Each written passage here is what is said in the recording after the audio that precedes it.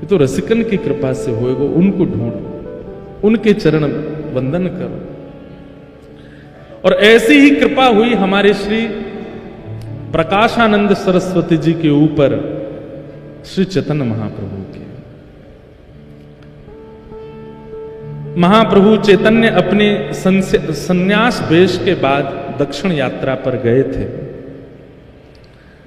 और दक्षिण में हमारी संप्रदाय की प्रथम पीठ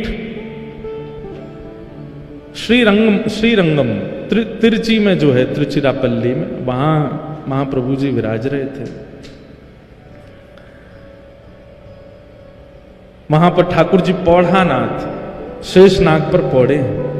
कभी कभी हम प्राचीन संतों की बातें सुनते हैं तो मन में एक भाव आता है, कितनी संप्रदायों में समरसता है। और आजकल देखो महाराज जी, आजकल लोग हमको ही डांटते हैं, आप श्री वैष्णव हो, आप हरिदासियों की बात क्यों करते हो मंच से, आप हरिवंशियों की बात क्यों करते हो, आप गौड़ियाओं की बात क्यों करते हो। क्यों ये सब भाव आते हैं? प्राचीन काल के आचार्यों के भाव सुनो, कहीं भी उनमें ऐसा मतभेद नहीं है कि ये हैं, इनसे हमने सब एक दूसरे के संग। अब हरिराम व्यास जी, वो तो स्वामी जी हरदास जी के पास इतने विराजमान रहते, जबकि स्वयं हितरवंश महाप्रभु के अनुयायी। अपने पुत्र को तो दीक्षा ही उन्होंने स्वामी जी से दिलवाई। एक प्रसंग आता है कि स्वामी जी, हितरवंश महाप्रभु, रूप सनातन गोस्वामी आदि आदि ये सब लोग गिरिराज जी आए, यहां पर 56 भोग हुए थे। तो श्री गोसाई विठलनाथ जी ने 56 भोग में सबको आमंत्रित किया, सारे रसिकजन यहां पर आए। अभी हम प्रसंग सुन रहे हैं कि श्री चैतन्य महाप्रभु रामानुज संप्रदाय के हमारे श्री वैष्णव मंदिर में दर्शन करने के लिए गए। तो पहले इतनी समरसता थी संप्रदायों में, आचार्यों में, अब पता नहीं क्यों मतभेद होता जा रहा है और ये अच्छा नहीं। देखिए, आपको अगर भगवत प्राप्ति आपका उद्देश्य है तो फिर ये इस प्रकार के पक्ष विपक्ष में मत रहिएगा। हम श्रेष्ठ हैं, वो अश्रेष्ठ हैं, हमारे यहां ऐसा, उनके यहां ऐसा, वो नहीं करना चाहिए, ये नहीं सुनना चाहिए, ऐसा नहीं। सबके भाव रखो। चैतन्य महाप्रभु दक्षिण गए, श्रीरंगम श्री रंगनाथ भगवान पौढ़ानाथ उनके आंगन में खड़े हैं महाप्रभु चैतन्य। और जैसे ही कपाट खुले, महाप्रभु जी की स्थिति ऐसी थी, अभी हम जगन्नाथपुरी के पास राउल केला से कथा करके आए हैं तो महाप्रभु जी के भाव अभी तक चित्त में हैं। महाप्रभु जी की स्थिति ऐसी थी कि कोई कृष्ण कह भर दे, नेत्रों से अश्रु नहीं प्रकट होते थे। कहते हैं अश्रुओं की पिचकारी निकलती थी नेत्रों से, और वो जिस पे पड़ जाती थी उसके चित्त में भी कृष्ण प्रेम प्रकट हो जाता था। ऐसे महाप्रभु, सोचो उनकी दशा, जब वो मंदिर में जाते होंगे, ठाकुर जी को देखते होंगे तो उनकी स्थिति क्या होती होगी। जैसे ही कपाट खुले श्री रंगनाथ भगवान के, चैतन्य महाप्रभु ने जैसे ही मुखमंडल का दर्शन किया, उत्ताल नृत्य करने लगे, भुजाएं उठा करके नृत्य कर रहे हैं, नाच रहे हैं, गा रहे हैं, आनंद उत्सव मना रहे हैं, नेत्रों से अश्रुपात। ये दो भावों का एक जगह दर्शन होता था। मुखमंडल पर तो विरह दिख रहा है और शरीर की स्थिति परमानंद की होती थी। यह है भक्ति का स्वरूप। कभी कभी मन में आता है कि जब ज्ञान आता है ना तो बाहर दिखने लगता है कि ज्ञानी व्यक्ति है। अहंकार आता है तो अहंकार दिखने लग जाता है, अहंकारी व्यक्ति है। कामी व्यक्ति का काम दिखने लग जाता है। भक्त की भक्ति क्यों नहीं निकल के आती है? उस भक्त की भक्ति उसके रोम रोम में प्रकट क्यों नहीं होती है, जैसे महाप्रभु जी की होती थी?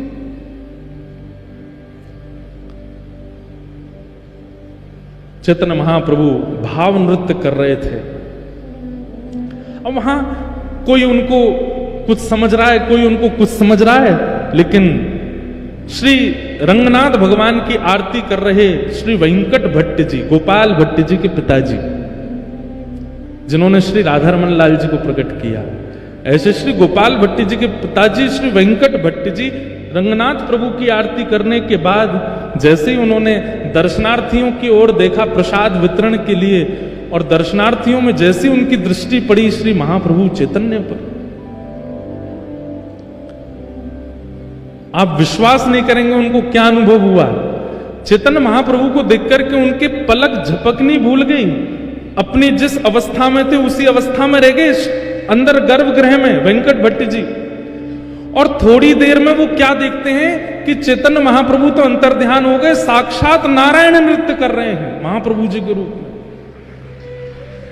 और वे अपने नेत्रों पर विश्वास नहीं कर पा रहे, अपनी आंख मीटते हैं, खोल के देखते हैं तो चैतन्य महाप्रभु हैं। और जैसे ही थोड़ी देर देखते हैं तो थोड़ी देर में ही गौर चैतन्य महाप्रभु श्याम हो जाते हैं और मानो जैसे नारायण ही नृत्य कर रहे हैं। जैसे ही गर्भगृह में देखते हैं तो गर्भगृह में देखते हैं कि ठाकुर जी शेष शैया पे है ही नहीं, वो तो बाहर नृत्य कर रहे हैं। कभी दोनों युगल नृत्य करते हैं, कभी एकांत में चैतन्य महाप्रभु नृत्य करते हैं। इस स्थिति को देख करके श्री वेंकट भट्ट जी पहचान गए कि ये कोई सामान्य नहीं है। इनके नृत्य को कोई सामान्य समझ रहा होगा, इनके भाव को कोई कुछ समझ रहा होगा, पर ये सामान्य नहीं है, क्योंकि मुझे जो अनुभव हुआ मैं कैसे कहूं। बंधुओं, जब किसी महापुरुष का दर्शन करते हैं ना, तो उनका दर्शन करके उनके रूप, उनकी चाल, उनके पहनाव, उनके तिलक आदि, इन सबको अगर आप देख रहे हो तो अभी कुछ दिखा नहीं। अच्छा सुनो, हमारे बाबा गाते होंगे हरिप्रिया जी के पद, हरिप्रिया जी के पद सुने होंगे आपने। हरिप्रिया जी पुरुष थे, सब छोड़ करके गिरिराज जी आ गए। राधा कुंड में उनके गुरुदेव विराजमान रहते थे, तो अपने गुरुदेव को प्रणाम करके बोले मुझे आपसे गुरु दीक्षा लेनी है। तो महापुरुष बोले राधा कुंड पे बैठे बैठे, बताओ तुमको क्या दिख रहा है। तो हरिप्रिया जी, पहले उनका पूर्व नाम कुछ और था, बोले माथे पर सुंदर उर्दपुंड है, गले में तुलसी की माला है, अद्भुत वस्त्र पहने हैं, आसन पर गुरुदेव विराज रहे हैं, करुआ पास में रखा है, ठाकुर जी की सेवा पीछे हो रही है। गुरुदेव बोले दीक्षा नहीं देनी, जाओ। और सुनो, दीक्षा की इतनी तुमको भूख है, जाओ गिरिराज जी की परिक्रमा लगा के आओ। लेकिन उनको इतनी इच्छा थी दीक्षा की, चले गए गिरिराज जी की परिक्रमा लगाई। परिक्रमा लगा करके 5-6 घंटे में लौट करके राधा कुंड जैसे ही पहुंचे, चरणों में प्रणाम किया, बोले गुरुदेव परिक्रमा हो गई, अब दीक्षा दे दो। उन्होंने फिर वही प्रश्न किया, क्या दिख रहा है तुम्हें? कुछ दिख ही नहीं रहा था। बोले माथे पर उर्दपुंड है, गले में तुलसी माला है, नीचे वस्त्र पहने हैं, पीछे ठाकुर जी की सेवा है, बगल में राधा कुंड है, इधर श्याम कुंड है, आदि आदि। फिर से जाओ परिक्रमा लगा के आओ, एक और परिक्रमा लगाओ। निष्ठा इतनी थी उनकी कि थके हारे थे, लेकिन फिर से चले गए परिक्रमा में। अब की बार उनको 6 की जगह 9 घंटे लग गए परिक्रमा करते करते, पैरों में छाले पड़ गए। 2 परिक्रमा में ये हालत हो जाती है। बेचारे गिरते पड़ते जैसे तैसे आए, प्रणाम किया, गुरुदेव अब दीक्षा दे दो। पूछे अब क्या दिख रहा है तुम्हें? तो रोने लगे, बोलो मुझे कुछ नहीं दिख रहा, मुझे वही दिख रहा है, तिलक है, गले में कंठी माला है नीचे। बोले सुन, एक परिक्रमा और लगा के। तीसरी परिक्रमा की स्थिति कैसे बन जाएगी हमारे, जबकि गिरिराज जी में बाबा हैं, 3 परिक्रमा लगा में, लेकिन उनकी भाव दशा देख करके आप घबरा जाओगे। एक परिक्रमा में हमारी हालत खराब होती है। गुरुदेव बोले जाओ एक परिक्रमा और लगा के आओ। गुरु आज्ञा मान करके चले तो गए, लेकिन गुरु की आज्ञा पर संशय नहीं किया, गुरु की आज्ञा पर बिल्कुल विचार नहीं किया, अपने पैरों के फोड़ों पर, पैरों में छालों पर चिंता नहीं की। गुरु आज्ञा कर रहे हैं, कुछ तो होगा, निकल गए। तीसरी बार जैसे वो जाने लगे तो उनके गुरुदेव पीछे बैठे बैठे देख रहे थे, उनके चरण की ओर देखा, छाले पड़े हैं, स्थिति चलने की नहीं है, और मैंने परिक्रमा की आज्ञा दी है, 22 किलोमीटर लगा के आनी है, तब दीक्षा मिलेगी, और ये चल दिया। तुरंत मन में आ गया भाव, श्री जी यहाँ पे कृपा करो। अब जैसे ही वो गिरिराज जी की परिक्रमा में गए तो उनको पहले तो लोग दिख रहे थे, पहले तो माताएं दिख रही थी, पहले तो भाई लोग दिख रहे थे। अब पता, अब लिख रहा है कि सब सहचरियां हैं, सब किसी के हाथ में चंवर है, किसी के हाथ में बीड़ा है, किसी के पास कुछ है, किसी के पास, सब अलग अलग दिख रहे हैं। साक्षात गिरिराज जी ऐसे लग रहे मानो कोई निकुंज भवन है, या कि कोई अटारी पर कभी श्री जी आ रही हैं, कोई अटारी पर श्याम सुंदर आ रहे हैं, कभी कहीं से मोर बोल रहे हैं, कहीं कहीं वीणा बज रही है, कहीं पर बंशी बज रही है। अब पूरी दृष्टि ही बदल गई। 24 घंटे लगे उनको और वृंदावन में संपूर्ण ब्रज का दर्शन कर लिया, संपूर्ण निकुंज लीला का दर्शन कर लिया। लौट करके जैसे ही अपने गुरुदेव के पास आए, प्रणाम किया, बोले लाला अब क्या दिख रहा है? अपने गुरुदेव को देख के कहते हैं, एक सखी विराज रही है, सुंदर नथनी पहनी है, कानन में कुंडल है, नेत्रन में काजल लगे हैं, सुंदर चुनरी ओढ़ी है, पीछे दर्पण है, बहुत सुंदर मणिमंडित नीचे सब फर्श है, यहां श्याम कुंड है, यहां राधा कुंड है, और मेरे गुरुदेव के गोद में प्रिया प्रियतम दोनों विराजमान है। जैसे ये दर्शन हुए तब उनको स्वीकार किया और उनका नाम रखा है श्री हरि प्रिया। उनके बड़े पद रसिक जन गाते हैं, एक आध दिन हम भी गाएंगे कथा में, श्री हरि प्रिया। मैं क्या बताना चाह रहा हूं आपको कि ब्रज में रहने वाले रसिक महापुरुष अगर इनके मन में आ गई कि याकू ब्रज को अनुभव होना चाहिए तो हो जाएगा। आपके अनेक प्रयासों से नहीं होगा, आपके अथक प्रयासों से नहीं होगा, किसी रसिक के मन में आ गई कि इसको ब्रज प्राप्त हो तो हो जाए।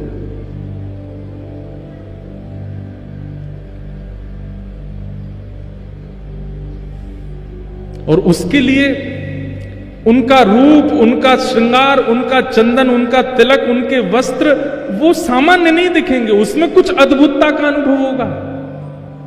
और जब तक वो अद्भुतता नहीं दे, जबरदस्ती की मत देखियो, कोई महापुरुष जा रहे हैं तुम जबरदस्ती दे, ये तो देखो नथनी पहन के जा रहे हैं, कानन, जबरदस्ती नहीं देखना है। आपकी दृष्टि पड़ी और अपने आप दृष्टि में कुछ ऐसा भाव है, जरूरी नहीं सहचरी भाव में ही दिखे, किसी अन्य भाव में भी दिख सकते हैं। और तब तक वो भाव प्रकट नहीं होगा जब तक आपका साधन, आपका सेवा, आपकी रसिकन की संग ये सुदृढ़ नहीं होगी, तब तक ये दर्शन नहीं होगा। हम आप सब तो सही बताएं, जबरदस्ती बस आ गए वृंदावन में, हम लोगों को अनुभव है ही नहीं रहे होने के भी। गोपाल भट्ट जी के पिताजी वेंकट भट्ट जी ने महाप्रभु जी को देखा।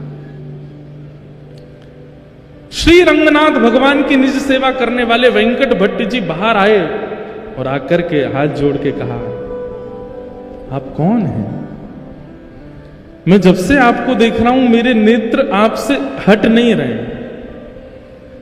आप में एक दैवी आकर्षण है जो मुझे खींच रहा है अपनी ओर। मैं नित्य नारायण की सेवा करता हूं, मेरा उनके प्रति जो ध्यान रहता है वैसा ध्यान मेरा आज तक किसी व्यक्ति विशेष के प्रति हो ही नहीं सकता, पर मुझे जैसी भावना उनमें लगती वैसी आप में लग रही है। आप कौन है? तब महाप्रभु जी ने अपना परिचय दिया, बोले हम अभी विरक्त वेश में हो गए हैं और दक्षिण दर्शन करने के लिए आए तो यहां पहुंच गए। वेंकट भट्ट जी ने निवेदन किया, बोले कि आप बस एक कृपा कर दीजिए, क्या कहां रहेंगे यहां पर? कोई निवास स्थान? बोले अभी तो कुछ नहीं। बोले हमारे घर चलिए ना, वहीं विराजिएगा, हम पर कृपा कर देना। ये वृंदावन महिमामृत की रूपरेखा बता रहे हैं, कैसे निर्माण हुआ वृंदावन महिमामृत। चैतन्य महाप्रभु वेंकट भट्ट जी के घर गए।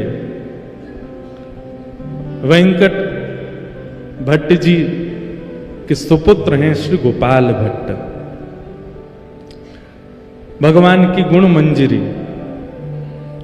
महाप्रभु जी जैसे ही घर पहुंचे, उनकी पत्नी, उनके रिश्तेदार सबने महाप्रभु जी का दर्शन किया, लेकिन जैसे ही श्री गोपाल भट्ट जी ने दर्शन किया, गोपाल भट्ट जी तो मानो जैसे उनकी भी स्थिति ऐसी हो गई, पलक झपकना भूल गए, पैर धर कहीं रहे, जा कहीं रहे, देख करके अपने अपने अपने वश में अपना शरीर नहीं है, ऐसी स्थिति हो गई। मैं एक बात कहा करता हूं, आचार्य चरणों के सन्मुख जाकर के अगर आपको ये याद रहा कि मैं किस कारण से आया था, मुझे क्या पूछना था, मुझे क्या बताना था, इतनी सुध-बुध है तो समझो अभी कृपा ना भाई, विस्मृति हो जाए, भूल गए सब, तब समझो कि हां अब दर्शन भये महापुरुष के। भूल गए, प्रश्न याद नहीं आ रहा है, क्या सोच के आए थे भूल गए, लाए थे माला लेके आए थे, प्रसाद लेके आए थे, दक्षिणा पोशाक कुछ अर्पित कर, कुछ पता ही नहीं चल रहा है, उठा कुछ रहे हैं, धर कुछ रहे हैं, ऐसी स्थिति हो जाएगी। गोपाल भट्ट जी छोटे से हैं, अभी ज्यादा आयु नहीं है, लेकिन महाप्रभु जी को देख करके उनकी स्थिति ऐसी हो गई कि बस यही मेरे सब सर्वस्व, इस सर्वस्व की भावना उनके प्रति प्रकट हो गई। महाप्रभु जी का एक वैष्णव भाव से जैसा सम्मान होना चाहिए, पूरे परिवार ने किया, माला पहनाई, चंदन लगाया, पोशाक उड़ाई, चरण धोए, सबने चरणामृत पिया। गोपाल भट्ट जी के मन में एक भावना आ गई, जब चरणामृत बांट रहे थे तो सबको थोड़ा थोड़ा ही दे रहे थे, मतलब जैसे एक ही बूंद गिरे, क्यों, जितना बच जाएगा सब मैं पी जाऊंगा, सबको बांट दूंगा तो मेरे लिए नहीं बचेगा, ऐसी भावना चित्त में आ गई। तो सब लोग हाथ पसार के खड़े, चरणामृत दो महाप्रभु जी का, तो गोपाल भट्ट जी छुआते हैं और न्यों देते हैं, एक ही बूंद गिरती है, अरे और दो, नहीं इतना ही लो, और जैसे सब में बांट दिया पता चली सब हो गया, जितना बचा सब पान कर गए स्वयं ही। आहा,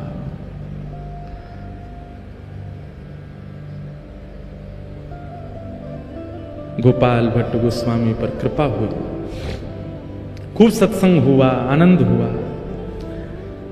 अगले दिन श्री चैतन्य महाप्रभु प्रस्थान करने के लिए तैयार हुए।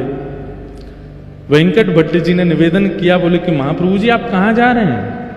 बोले अब यात्रा हो गई हमारी, अब आगे चलेंगे। बोले आज आषाढ़ शुक्ल एकादशी है, आज से चातुर्मास प्रारंभ हो रहा है, आपका प्रथम विरक्त भेष है, अब आप नहीं जा सकते यहां से, 4 महीना तो हिल नहीं सकते। और पूरा घर नृत्य करने लगा। चैतन्य महाप्रभु चिंता में बैठे हैं, बोले कि ये क्या हुआ, आज से चातुर्मास प्रारंभ हो गया, मुझे तो याद ही नहीं था। और सबसे प्रसन्न होकर के झूम रहे हैं श्री गोपाल भट्ट गोस्वामी, छोटे से। बोले ये तो हम पर कृपा करने के लिए ऐसा योग बना है कि आप भूल गए और वो दिन आ गया कि अब आपको यहीं रहना पड़ेगा। महाप्रभु जी बोले कैसे बताऊं कि गोपाल भट्ट तुम गुणमंजरी हो, तुम ही वृंदावन में श्री राधा रमण जी को प्रकट करोगे।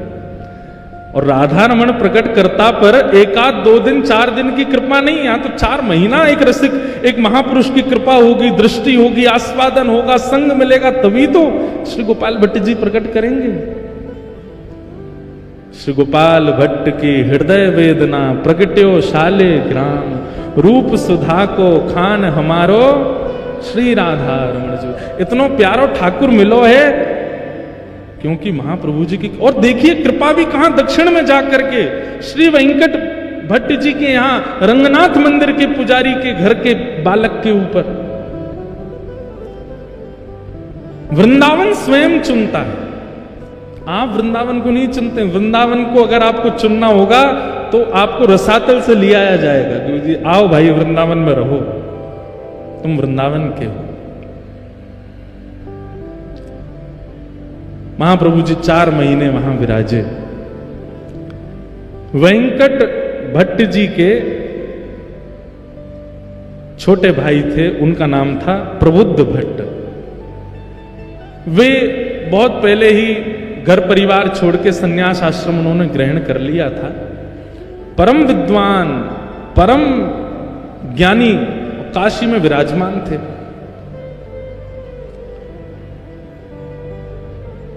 ऐसा ज्ञान था उनका कि उनके जैसे उन्होंने 10,000 शिष्य बनाए, मतलब ना ज्यादा ना कम, अपने जैसे ही 10,000 बना दिए, इतने ज्ञानी थे। उनके सामने बड़े बड़े विद्वान टिक नहीं पाते थे। प्रबुद्ध भट्ट, देखो एक महापुरुष एक परिवार में जाकर के एक नहीं कितनों पर कृपा करता। ये तो गोपाल भट्ट जी सामने बैठे हैं, प्रबुद्ध भट्ट तो है ही नहीं वहां पर, वो तो काशी में है।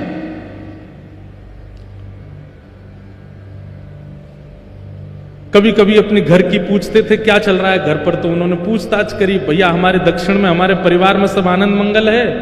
कोई गया था दक्षिण से, उसने जाकर के बताया, बोले महाराज आनंद मंगल, आपके यहाँ तो वेद पाठ आदि सब बंद हो गए, आपके यहाँ पे नित्य पूजा आदि यज्ञ हवन होम होते थे, सब बंद हो गया। अब तो एक ही चीज होती, बोले क्या, भुजा उठा के हरि हरि बोलो, हरि हरि बोलो, सब प्रेम से बोलो, हरि बोलो, ये सब होता है।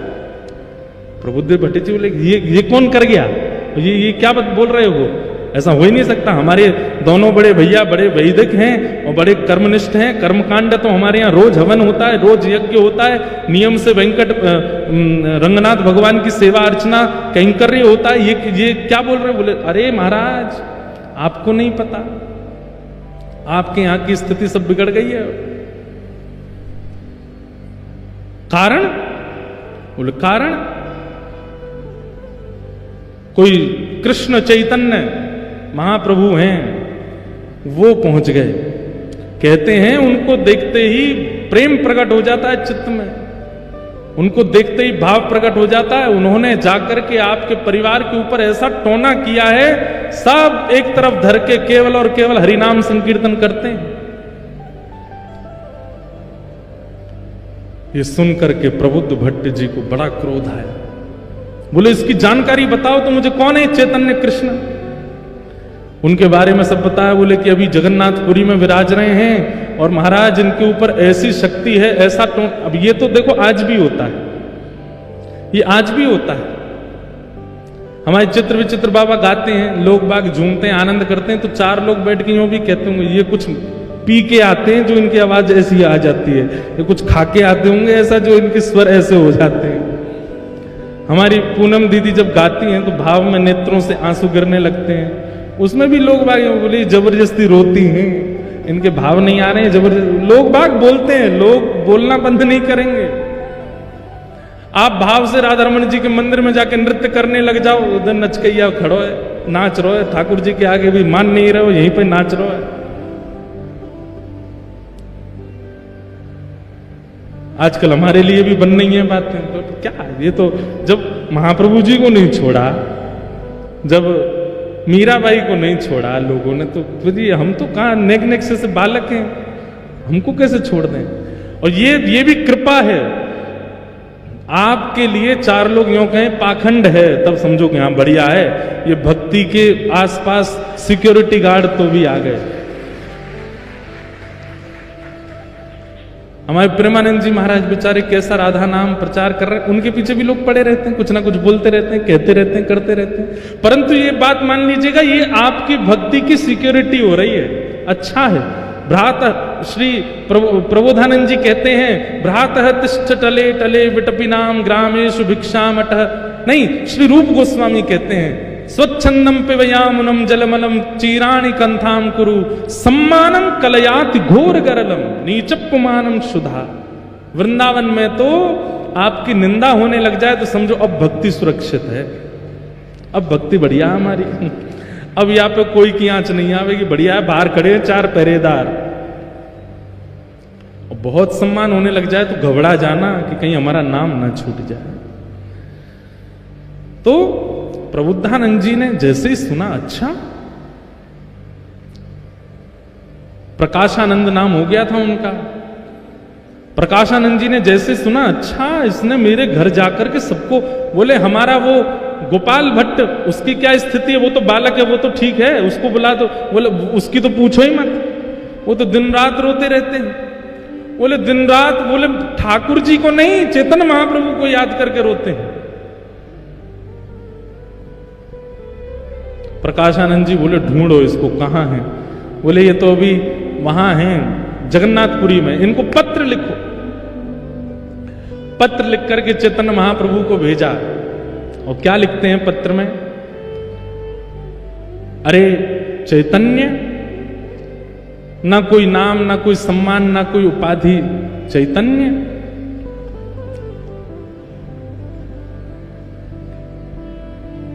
सन्यासी हो, सुना है हमने, लेकिन सन्यासी होकर के तुम बहुत नाचते हो, उछल उछल करके नाचते हो, गाते हो, ये सन्यासियों का स्वरूप है। अरे सन्यासी हो तो सन्यासियों की तरह रहा करो, ये किस प्रकार का रूप प्रकट कर रहे हो। सन्यासियों को तो बहुत भाव से रहना चाहिए। और सन्यासियों का निवास स्थान जगन्नाथपुरी नहीं होता, सन्यासियों का निवास स्थान वृंदावन नहीं होता। सन्यासी ऐसे घूमते डोलते नहीं रहते हैं। सन्यासी तो गंगा ज्ञान के तट पर काशी में विराजते हैं, वेदों पर मनन करते हैं, शास्त्रों पर चिंतन करते हैं, लोगों को वेद शास्त्र पढ़ाते हैं। ये सन्यासियों का। और तुम क्या कर रहे हो? ये नाच नाच करके और दुनिया में कृष्ण नाम की ये सन्यासी का स्वरूप नहीं होता। चैतन्य महाप्रभु गंभीरा में विराजमान थे, जगन्नाथपुरी में भावावेश में रहते थे। प्रकाशानंद जी का पहुंचा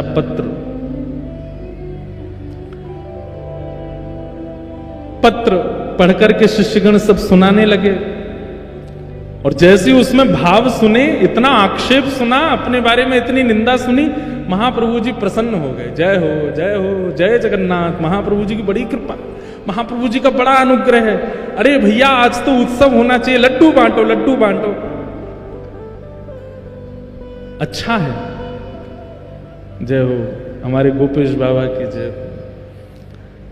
गौ माता की पूरे ब्रजमंडल में और पूरे भारतवर्ष में सेवा के प्रकल्प को लेकर के खूब महाराज जी सजग रहते हैं। ऐसे हमारे महाराज जी को बारंबार प्रणाम। क्या बता रहा था मैं? सुनो सुनो, इधर देखो, क्या बता रहा था मैं? हैं? हाँ, पत्र आया, लड्डू बांटो, रबड़ी बांटो। और संघ के जितने महाप्रभु जी के अनुयायी थे सब बोलने लगे, आप तो महाप्रभु हैं, पर हमको कितनी पीड़ा हो रही है ये पत्र पढ़ के। कोई आपके विषय में इतना बुरा भला बोल रहा है और आप इतने आनंद में हो। महाप्रभु जी बोले, नहीं नहीं, ये रक्षा है, ये भक्ति की रक्षा है, ये भाव की रक्षा है, ये हमारी सेवा की रक्षा है। ये रक्षा तो होती रहनी चाहिए। अच्छा है। मैं बहुत दिन से प्रयास कर रहा था, विचार कर रहा था, इतने प्रेमी ही प्रेमी मिल रहे हैं, कोई हमको निंदा करने वाला नहीं मिल रहा। बहुत अच्छा, ठाकुर जी ने चुन के भेजा। ये पत्र संभाल के हमारे कक्ष में रखो। ऐसे महाप्रभु जी। लेकिन उनके परम शिष्य स्वरूप दामोदर दास जी बोले, इसका उत्तर तो मिलेगा। महाप्रभु जी आप शांत रहिए, हम उत्तर भेज दे। बोले नहीं, उत्तर में कुछ ऐसा नहीं, ऐसा कुछ नहीं लिखेंगे, आपको पढ़वा के ही भेजेंगे। और उन्होंने उत्तर में क्या लिखा? हे प्यारे सखा, आपने जो बात कही कि सन्यासी को काशी में रहना चाहिए, गंगा के तट पर रहना चाहिए, शिव की आराधना करनी चाहिए, वेद वेदांतों का नियम पाठ करना चाहिए, आदि आदि। बोले आप जिन शिव की आराधना करते हैं, उन शिव के मस्तक पर जो गंगा है ना, वो महाप्रभु जगन्नाथ जी के चरणों से ही प्रकट होती है। श्री कृष्ण के चरणों से ही प्रकट होने वाली गंगा है, जिसके तट पर काशी विराजमान है। आप तो उस गंगा के तट पर रहते हैं जो ठाकुर जी के चरणामृत है। हम तो जगन्नाथपुरी में महाप्रभु जी के संग ही रहते हैं। जिनके चरणों से गंगा निकली, हम उनके साथ रहते हैं। और आप काशी की इतनी महिमा बता रहे हो कि काशी में मुक्ति मिलती है, सन्यासियों को रहना चाहिए, आदि आदि। वहां पर महादेव कान में मंत्र बोलते हैं काशी में।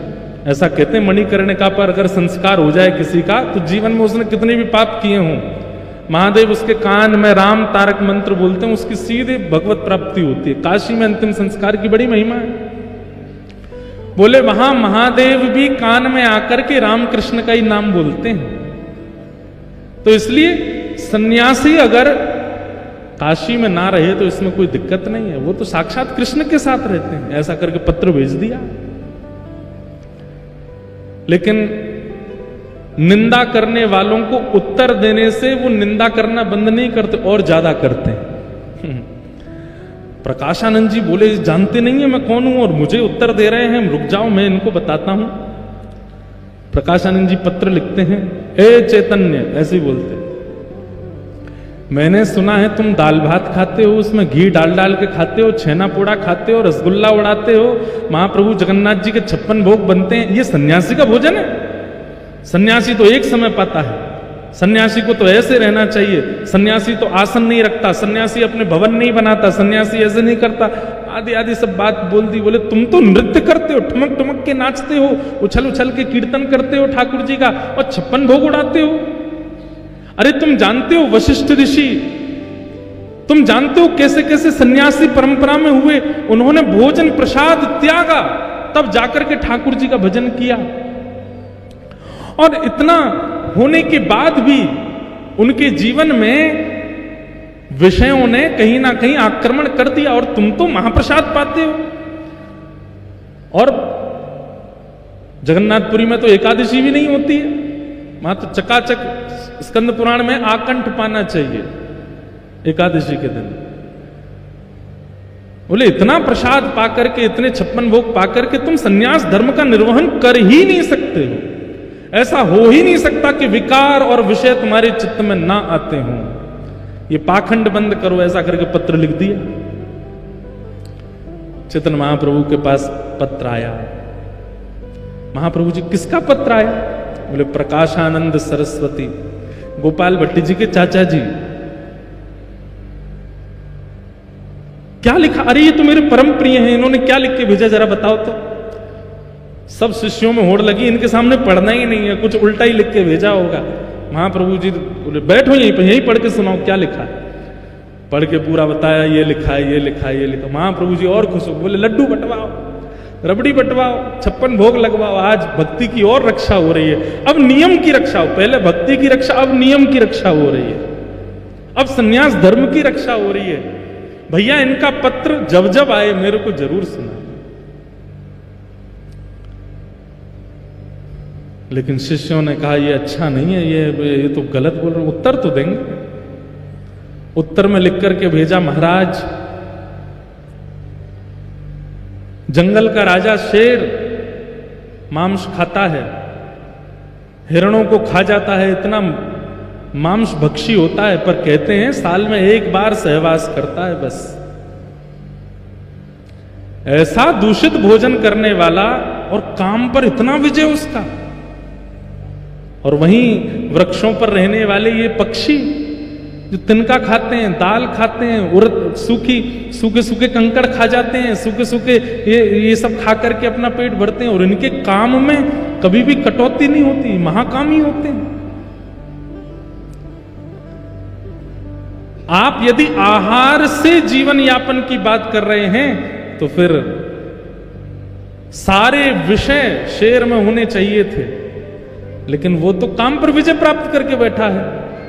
और ये सारे पशु पक्षी, सारे बड़ा अल्प आहार लेने वाले, इन पर काम पर विजय नहीं है, इस पर क्या कहेंगे आप? जब ये पत्र लिख करके भेजा तो प्रकाशानंद जी तो और ज्यादा आग बबूला हो गए। अपने शिष्यों से बोले इसको पकड़ करके काशी लेके आओ, इस चैतन्य को मैं बताता हूं, ये मेरे सामने तो आए। बंधुओं एक बात सुनिएगा, सब साधन कर लीजिए जीवन में, लेकिन उस साधन का अहंकार नष्ट करने की सामर्थ्य केवल और केवल प्रेम लक्षणा भक्ति में। अगर प्रेम लक्षणा भक्ति जीवन में नहीं है और आपका नाम जब 2 लाख पहुंच गया है, अभिमान आएगा। प्रेम लक्षणा भक्ति जीवन में नहीं है और हर एकादशी गिरिराज जी की परिक्रमा करते हो तो उस परिक्रमा का अभिमान आएगा। सेवा का अभिमान सामान्य अभिमान से ज्यादा भयानक है। कई लोगों को सेवा का अभिमान हो जाता है, हम इतना नाम जप करते हैं, हम ऐसी सेवा करते हैं। अरे हमको कई बार मन में भाव आता, इतनी कथा कर रहे हैं, धुआंधार यहां से वहां भागते ही रहते हैं। अगर प्रेम लक्षणा भक्ति चित्त में होगी तो अपनी सेवा का अभिमान नहीं होगा। प्रेम लक्षणा भक्ति तो दैन्यता लाती है, दीन बनाती है, सरल बनाती है, सहज बनाती है।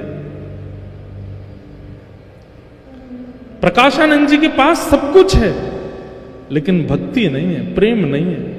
उनको वेद वेदांत कंठस्थ याद हैं, जहां से जब चाहे उस श्रुति का पाठ शुरू कर देते हैं, लेकिन प्रेम भक्ति नहीं।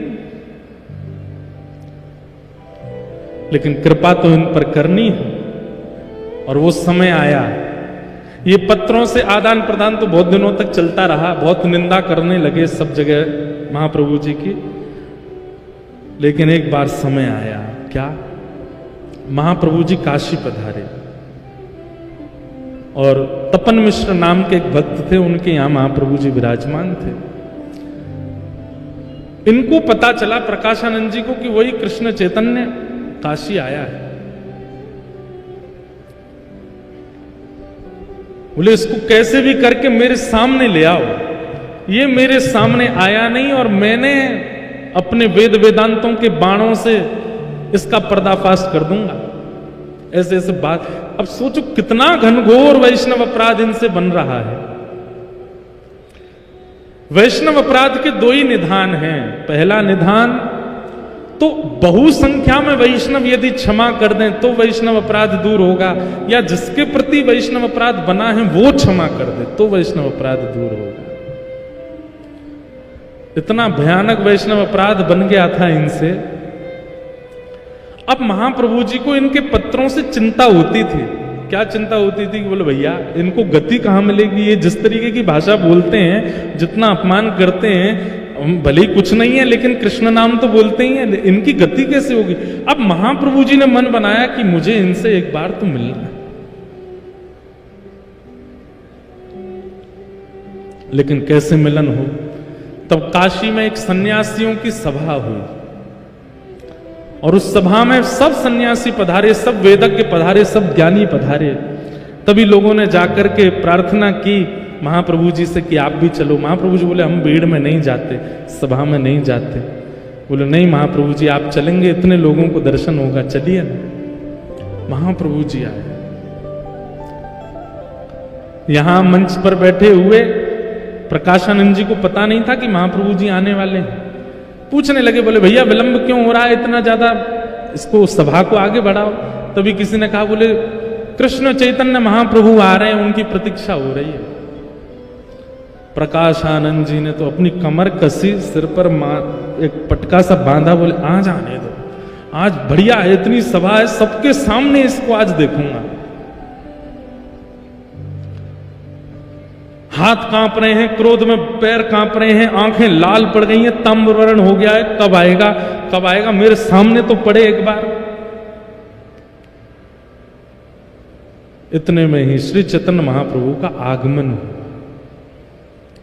और जैसे ही महाप्रभु जी का उस सभा में गृह में प्रवेश हुआ, मानो जैसे किसी ने जलाशय में बैठे हुए लोग थे और किसी ने करंट छोड़ दिया। जैसे ही महाप्रभु जी का आगमन हुआ, मानो महाप्रभु जी वहां आए और यहां आगे बैठा व्यक्ति कृष्ण कृष्ण कृष्ण कृष्ण कृष्ण, उसके मुख से नाम ध्वनि प्रकट हो गई। इतने में पीछे का कोई व्यक्ति कृष्ण कृष्ण कृष्ण कृष्ण, मुख से नाम प्रकट होने लगा। तभी वहां दूसरा व्यक्ति हरि बोल कहकर के नृत्य करने लगा। पूरी सभा मानो देखते देखते देखते और केवल नाम नहीं प्रकट हो रहा है, नेत्रों से भावाश्रु जल बह रहे हैं, सब भुजा उठा करके नृत्य कर रहे हैं। केवल महाप्रभु जी की उस सभा में आगमन मात्र से यह स्थिति हो गई। मंच पर बैठे प्रकाशानंद जी ने जैसे ही देखा, अभी ये नहीं पता था कि यही चैतन्य महाप्रभु हैं, देखते ही मेरे आंसू क्यों आ रहे हैं, मेरा शरीर क्यों कांप रहा है, कृष्ण कृष्ण कृष्ण, हरि बोल हरि बोल हरि बोल, ये कैसे शब्द मेरे भीतर से प्रकट हो रहे हैं। आसपास के अपने बालकों से बोले तुमको भी मेरे अंदर से कृष्ण नाम सुनाई दे रहा। बोले जी गुरु जी, ये मेरे आंसू क्यों आ रहे हैं, कुछ सभा में हुआ है क्या। तभी कोई कहता है महाप्रभु कृष्ण चैतन्य आ गए। बंधुओं, विचार करके मन में भाव आता है, जिनकी उपस्थिति मात्र एक पत्थर हृदय के चित्त में भाव प्रकट कर देती है, कैसे महाप्रभु जी रहे होंगे। जिनको पता नहीं है वृंदावन क्या है, जिनको पता नहीं है कृष्ण कौन है, जिनको पता नहीं है युगल उपासना क्या होती है, ऐसे लोग उस सभा में बैठे हैं और महाप्रभु जी के आते ही सबके चित्त में कृष्ण प्रवाहित हो गए। किसी को अपने तन की सुध नहीं है, किसी को अपनी वाणी की सुध नहीं है, सब मानो जैसे एक व्यक्ति के हाथ में सबकी वाणी का कंट्रोल, सबके नेत्रों का कंट्रोल आ गया।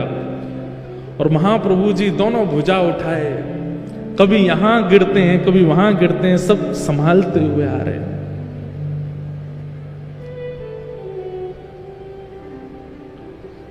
प्रकाशानंद जी अपने क्रोध विरोध को तो भूल गए, मुख से नाम प्रकट हो गया, नेत्रों से आंसू प्रकट हो गए। और तभी चैतन्य महाप्रभु आए और आकर के ऐसे ही नीचे सभा में ही एक जगह सी बना दी लोगों ने। अच्छा, एक बात मैंने पढ़ी कि लोग बाग स्पर्श करने जाते थे महाप्रभु जी का, तो संग में जो उनके गोस्वामी आदि सब रहते थे वो स्पर्श नहीं करने देते थे। क्यों? क्योंकि ऐसी भाव साम्राज्य में रहते थे महाप्रभु जी, अगर किसी ने स्पर्श कर लिया वो सह नहीं पाएगा। अपने आप ही पहले जगह कर दी, भैया दूर दूर बैठो, इनका स्पर्श मत करना। महाप्रभु जी आकर के बैठ गए और भाव से बैठ करके सब सन्यासियों को प्रणाम किया, सबके चरण रज को अपने माथे से लगाने लगे। पता नहीं प्रकाशानंद जी को क्या हो गया, लोग बाग प्रकाशानंद जी को देख रहे हैं कि अब ये क्या बोलेंगे, लेकिन प्रकाशानंद जी तो अत्यंत भाव में आ गए, उठ करके नीचे आए, बोले जय हो। आप नीचे क्यों बैठ गए, ऊपर आइए ना। नहीं नहीं, मेरा स्थान यहीं ठीक है। तो जैसे कोई नीचे बैठ जाए तो उसको पकड़ के ऊपर लाते हैं, तो जैसे ही हाथ पकड़ा महाप्रभु जी का,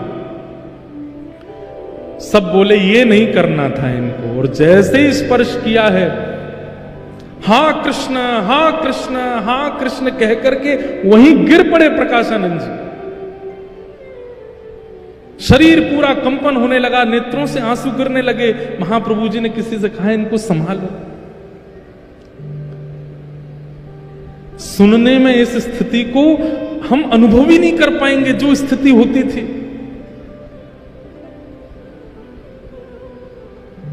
हमारे अष्ट सखा गाते हैं, एक हमारे अष्ट सखाओं में एक सखा हुए, उनका नाम था छीत स्वामी। क्या नाम था? पहले इनका नाम था छीतू पंडा। क्या नाम था?